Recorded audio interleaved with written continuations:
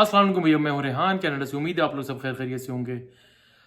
आज हम बात करेंगे कि कनाडा ने अब तक क्या क्या पॉलिसीज़ के अंदर चेंज करी, क्या क्या क्या कुछ हुआ और क्या कुछ होने जा रहा है, उसका थोड़ा सा खुलासा करते हैं।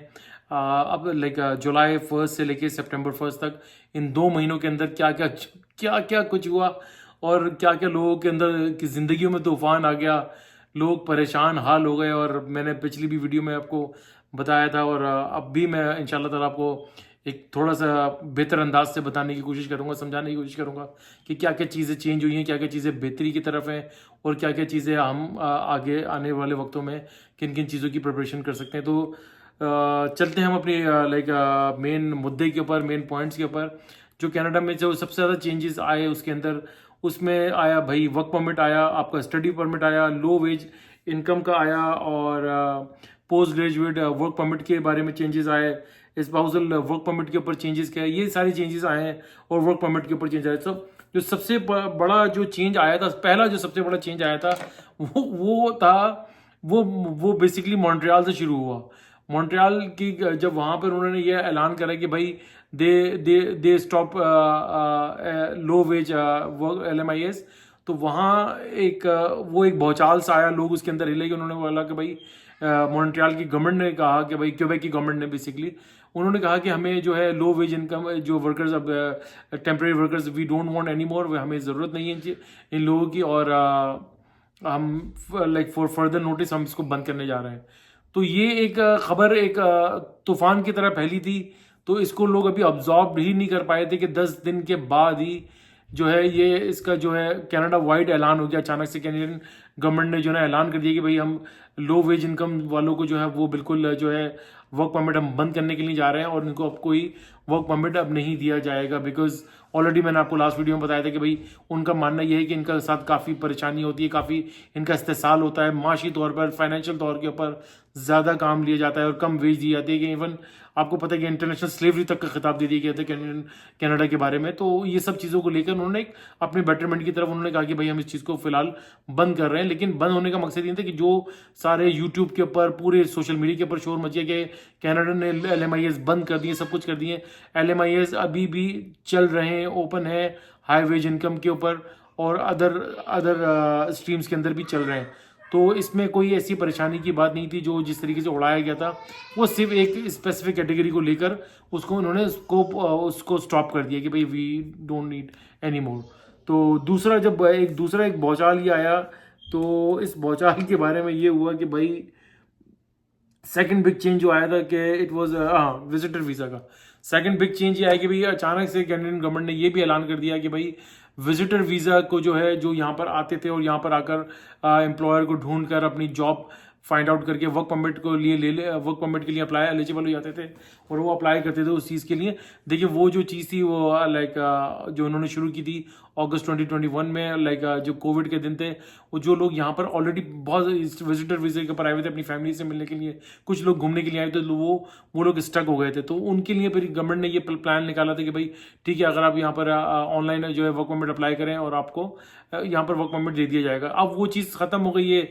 उन्होंने 1 साल के लिए इनको नेक्स्ट ईयर करना था, लेकिन अब वो उन्होंने पहले ही ख़त्म कर दिया। तो लेकिन वो भी फिर भी मैं आपको बताऊं, वो भी लोग कह रहे हैं कि भाई विजिटर वीज़ा नो मोर कन्वर्जन और कोई अब बंद नहीं होगा। ये ऐसी ऐसी बातें लोग करते हैं कि इसका भी अगर आप इसको गौर से पढ़ें और देखें तो उन्होंने ये कहा कि भाई उन्होंने बंद नहीं किया। हाँ, उन्होंने ये कर दिया कि भाई यहाँ पर अगर आप आते हैं और आपने अप्लाई करा तो वो आप ऑनलाइन अप्लाई नहीं कर सकते। आपके पास ये ओनली 2 ऑप्शंस, अगर आपके पास आए, यहाँ पर आए, बिल्कुल घूमे फिरे, अगर आपको जॉब ऑफर हो जाती है तो जॉब ऑफर बिल्कुल एक्सेप्ट करें।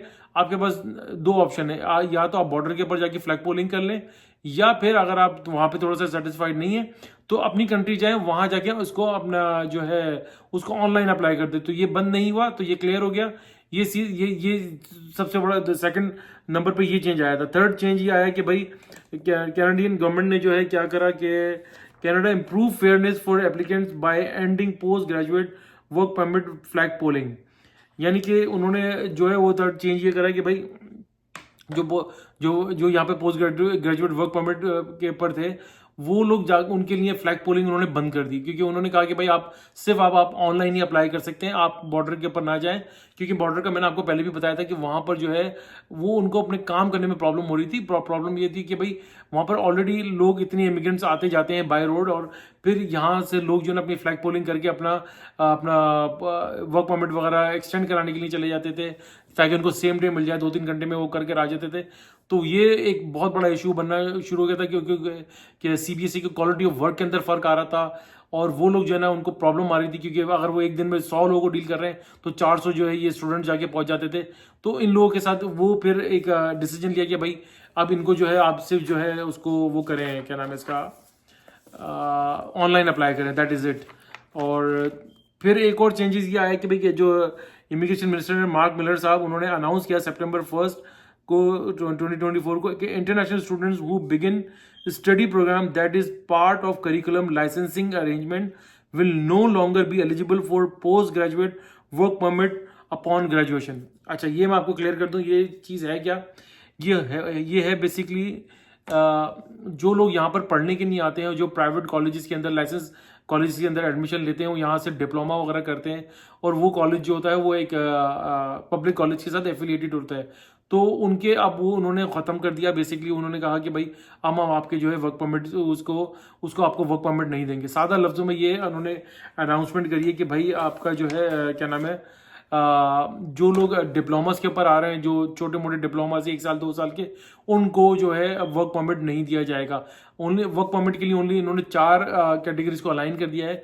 उसमें आपकी मास्टर्स की डिग्री है, लॉ स्टडीज़ हैं, पीएचडी प्रोग्राम है, और मेडिसिन की डिग्री है, मेडिसिन की स्टडीज़ हैं। तो ये सिर्फ इनके ऊपर जो है ना वो आपको ये वर्क परमिट दिया जाएगा। जबकि इसमें सून उन्होंने कहा है कि भाई जो मास्टर्स के प्रोग्राम के ऊपर आ रहे हैं उनको 3 साल का हम जो है ओपन वर्क परमिट देंगे।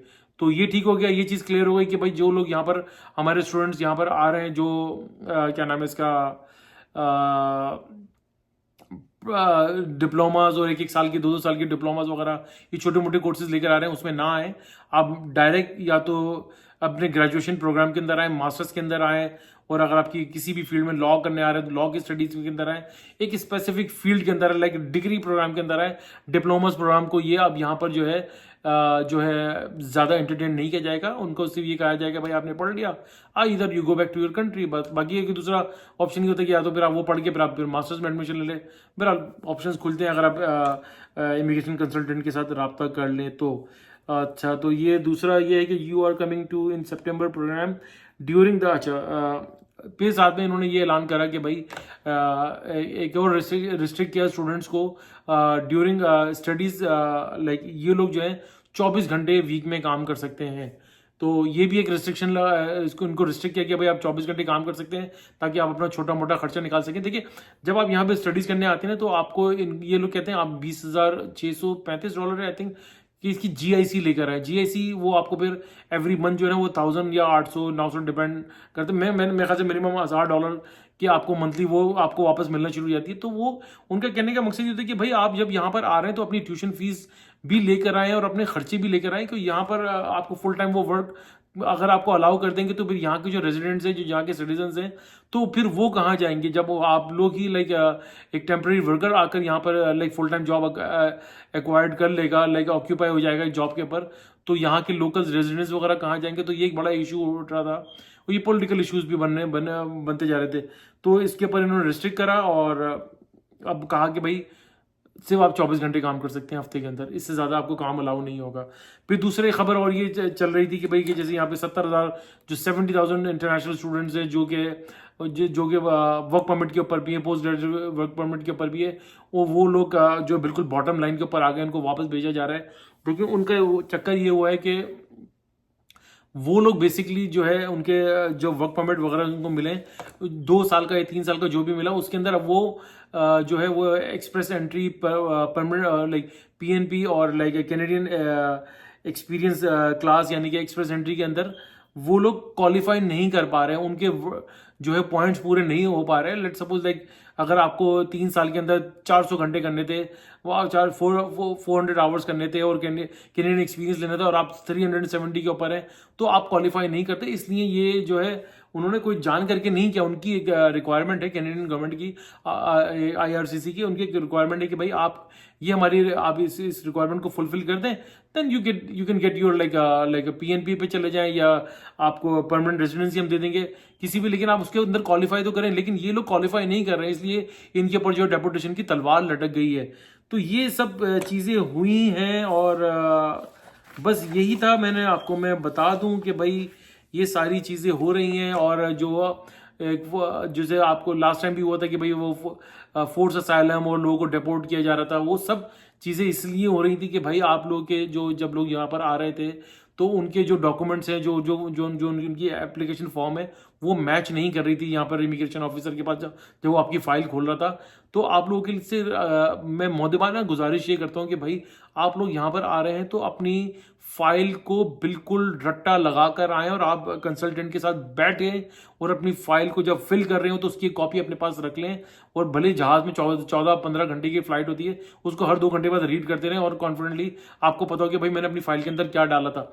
तो ये सब चीज़ें हुई थी, तो इसके लिए आप अपने आप को प्रिपेयर कर लें। ये मैंने आपको बताना था कि भाई जुलाई 1 से लेकर सितंबर 1 तक ये क्या क्या चीज़ें चेंजेस आई हैं। तो इंशाल्लाह ताला और भी कोई नई चेंजेस आती रहेंगी तो मैं आपको वक्तन मैं आपको बताता रहूँगा। सॉरी, थोड़ा सा मैं अटक रहा था, अभी खाना खाया था, तो आई एम सॉरी। तो इंशाल्लाह ताला फिर आपको फिर अगले व्लॉग के साथ फिर हाजिर होंगे। वीडियो अच्छी लगी तो भैया लाइक करें, सब्सक्राइब करें, बेल आइकन का बटन जरूर दबाइएगा, शेयर करना ना भूलिएगा, दुआ दीजिए, दुआ लीजिए, दुआ में बड़ी ताकत है। सदका खैरात चैरिटी करते रहा कीजिए, ये आपको बड़ी बड़ी परेशानी आफात से बचाती है। इंशाल्लाह ताला नेक्स्ट व्लॉग के साथ फिर हाजिर होंगे, तब तक के लिए अल्लाह हाफिज़।